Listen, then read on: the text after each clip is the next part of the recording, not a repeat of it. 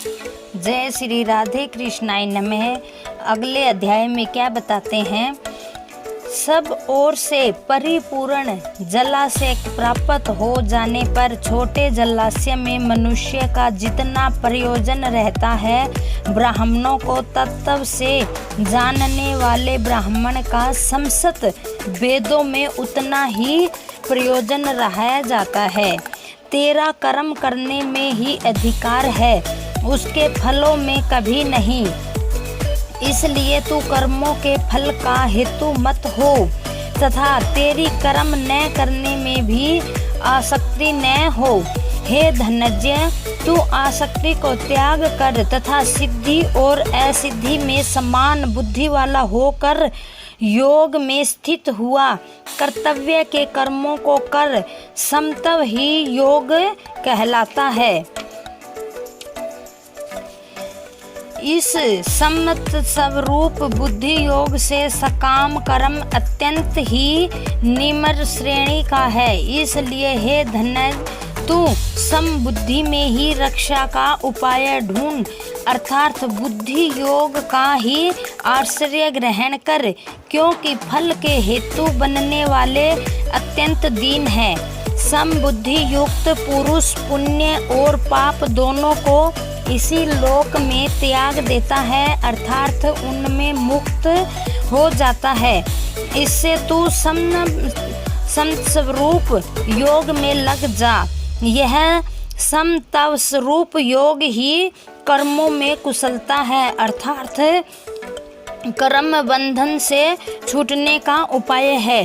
क्योंकि समबुद्धि से युक्त ज्ञानी जन कर्मों से उत्पन्न होने वाले फल को त्याग कर जन्म रूप बंधन से मुक्त हो निर्विकार परम पद को प्राप्त हो जाते हैं।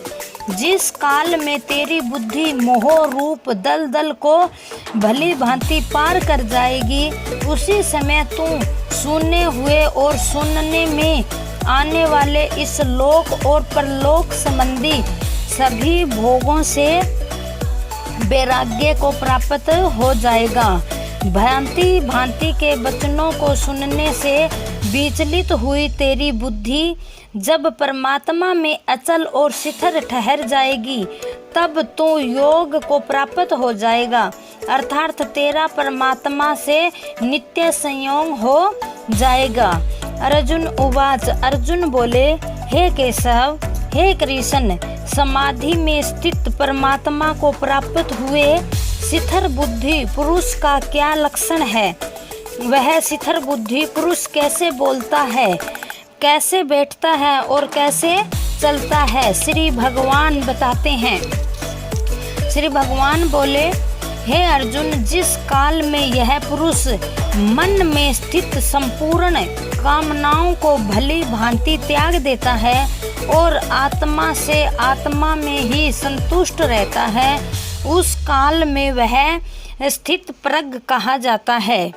दुखों की भांति होने पर जिसके मन में उद्वेग नहीं होता, सुखों की प्राप्ति जो सर्वदा निःस्पृह है तथा जिसके राग भय और क्रोध नष्ट हो गए हैं, ऐसा मुनि स्थिर बुद्धि कहा जाता है।